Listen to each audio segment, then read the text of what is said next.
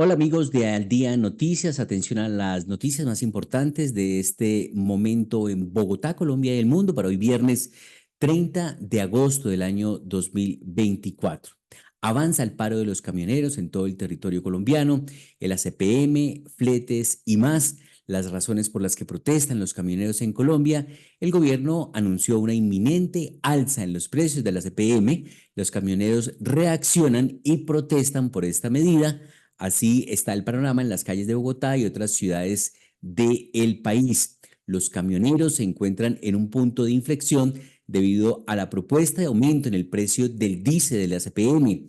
Henry Cárdenas, presidente de Fedetrascarga, lidera una movilización que busca concientizar al país sobre el impacto que esta medida podría tener en la economía nacional. Se reflejará en el costo de vida de los colombianos. Fedetrascarga por el aumento en el precio del diésel. Los transportadores se movilizan en las principales ciudades del país ante el aumento del diésel anunciado por el gobierno nacional. En noticias internacionales, Rusia capturó 2 colombianos que combatían en Ucrania y la detención se dio en territorio venezolano. Moscú señala que a los colombianos se les incautaron documentos que confirman sus actividades ilegales y ropa militar ucraniana con insignias del batallón de los Carpatos SIS.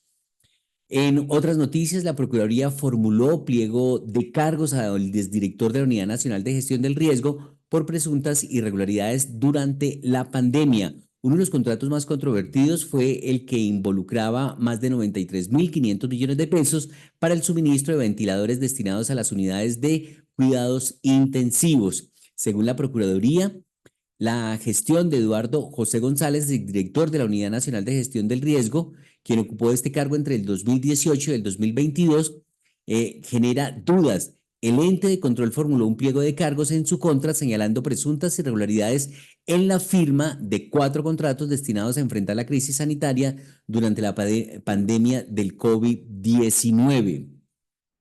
También en otras noticias es importante señalar que se ha pronunciado Álvaro Leiva tras su reunión en las últimas horas con el dictador Nicolás Maduro.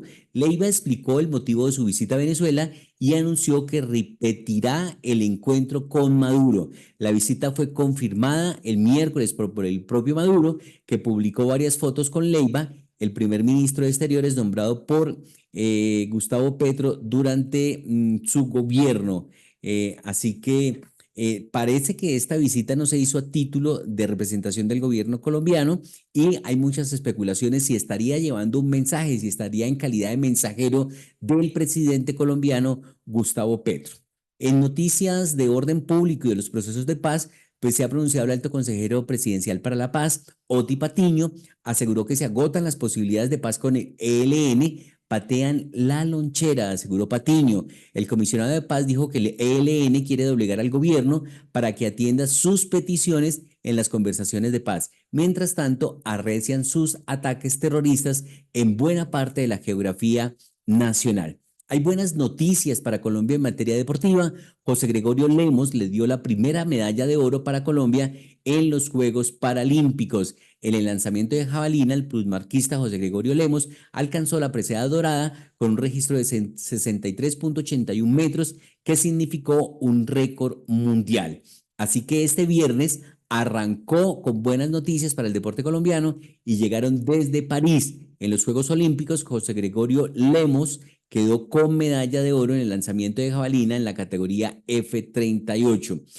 Nacido en Pradera, departamento del Valle del Cauca. Y en la segunda posición terminó el ucraniano Vladislav Viljit.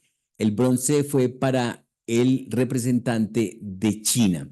Así que esa es una muy buena noticia para Colombia en los Juegos Paralímpicos que se están desarrollando en París. El presidente Luis Ignacio Lula da Silva no reconoce la victoria de Nicolás Maduro, pero tampoco de Edmundo González de la oposición. El mandatario brasileño afirmó que no hay pruebas de una victoria de Nicolás Maduro en Venezuela, precisando que su homólogo enfrentará las consecuencias de su gesto. Se empieza a desmarcar Luis Ignacio Lula da Silva de la dictadura de Nicolás Maduro. En Bogotá, una mujer fue asesinada a tiros por un sujeto disfrazado de reciclador.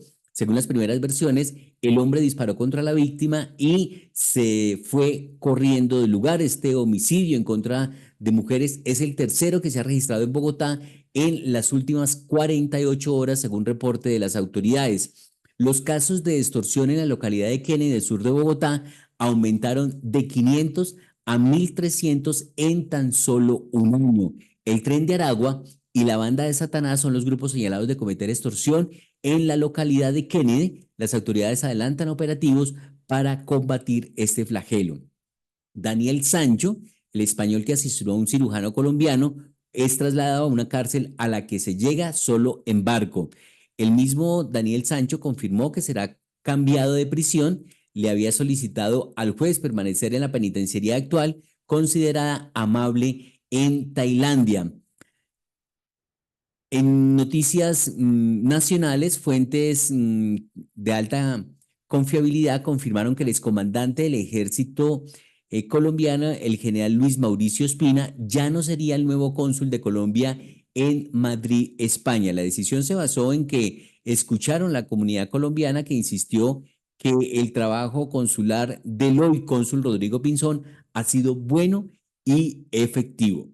Sin embargo, confirmaron que Pinzón sí saldría del consulado e iría a una representación diplomática diferente y se barajan las cartas para ver quién llegaría a Madrid, España. Un golpe a narcos relacionados a las disidencias de las FARC que traficaban a México y España fue dado por las autoridades. 18 detenidos son de nacionalidad ecuatoriana y al menos 4 de ellos cuentan con antecedentes penales por tráfico y posesión de drogas, así como por delincuencia organizada. 18 personas fueron detenidas este jueves 29 de agosto durante un operativo policial contra una presunta red de narcotráfico que enviaba cocaína a México y España y que estaba ligada a la banda criminal de Los Lobos y a los comandos de la frontera. Una de las disidencias de la guerrilla de las FARC, anunció la Policía Nacional Ecuatoriana. Desde la firma del acuerdo de paz del gobierno colombiano con la guerrilla de las FARC, la Cruz Roja ha documentado más de 1.700 desapariciones. A propósito de la conmemoración del Día de las Víctimas de Desapariciones Forzadas, la entidad internacional reveló que en Colombia desaparecen a alguien cada 36 horas en promedio. Otra de las noticias para destacar tiene que ver con la política. Comenzaron a barajarse los nombres que por el Centro Democrático estarían aspirando a la presidencia de la República. Comenzó la puja en el Centro Democrático de cara a las elecciones presidenciales del 2026. El anuncio del senador Miguel Uribe se sumó al de la senadora María Fernanda Cabal, quien ratificó que buscará el aval del partido para lanzarse a la presidencia. Un líder indígena fue asesinado en el norte del departamento del Cauca. El dirigente había denunciado amenazas y solicitado protección a la Unidad Nacional de Protección. La información que llega desde Popayán indica que un líder indígena fue asesinado en el norte del departamento. El homicidio de Carlos Andrés Ascue se registró en una estación de servicio en el corregimiento de Pescador, en la zona rural del municipio de Caldono, en el departamento del Cauca. La comunidad UBA se tomó la planta de gas de Gibraltar. Reclamaciones sociales están demandando esta etnia en el sur de la región. La información nos llega desde Cúcuta, que da cuenta de una delicada situación de orden público que empezó a registrarse al sur del departamento de Norte de Santander, donde la comunidad UBA se tomó la planta de Gibraltar, ubicada en zona rural del municipio de Toledo, en Norte de Santander.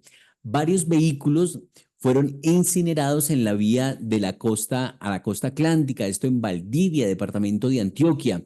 Desde la Asociación de Transportadores de Carga, ATC, indican que serían 4 los vehículos, 3 camiones y un bus de servicio público los que resultaron afectados por esta incursión, que al parecer sería del Ejército de Liberación Nacional, ELN. Y el Ejército Mexicano, en noticias internacionales, sufre una nueva agresión en medio de una jornada de violencia en Sinaloa. El presunto enfrentamiento con narcotraficantes dejó vehículos incendiados y bloqueos de carretera. según se precisó. El ejército mexicano padeció una nueva agresión del crimen organizado en medio de una jornada violenta en Culiacán, capital del norteño estado de Sinaloa, según se ha indicado por parte de las autoridades. Es difícil la situación de orden público que se registra allí en México por cuenta del narcotráfico. Estos los hechos más importantes, las veces de noticias con las que amanece el país en Bogotá, Colombia y el mundo. Estamos en Al Día de Noticias, en emisora.5 y en nuestras plataformas digitales de Facebook y YouTube.